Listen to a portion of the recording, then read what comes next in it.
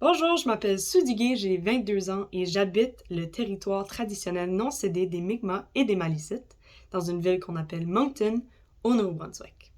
J'étudie présentement la Common Law en français à l'Université de Moncton, et puis je milite depuis l'âge de 13 ans pour la cause des langues officielles au pays.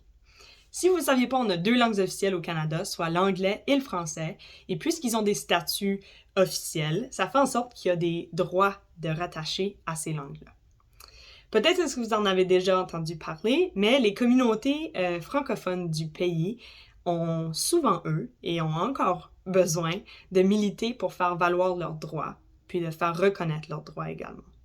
Ça veut dire que il y a des mouvements, il y a des organismes de toutes les sortes qui existent dans le milieu culturel, dans le milieu de l'éducation, pour les jeunes, comme par exemple la Fédération de la jeunesse canadienne-française, la Fédération des jeunes francophones du Nouveau-Brunswick, des organismes que j'ai eu la chance de présider, qui vraiment existent pour protéger les droits linguistiques. Alors, à qu'est-ce que ça peut ressembler? Je peux vous donner un exemple. J'ai travaillé sur un dossier qu'on appelait l'enveloppe égalitaire au Nouveau-Brunswick.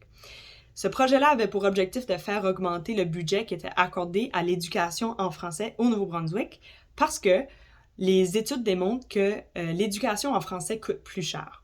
Il y a plein de différentes raisons pourquoi l'éducation en français coûte plus cher, mais juste pour vous donner un exemple, si on pense aux livres, par exemple, il arrive souvent, pour des raisons pédagogiques, qu'on ait besoin de traduire des livres qui n'ont jamais été rédigés en français. Alors, on prend un livre qui, de sa version originale, coûte 20$, rédigé en anglais.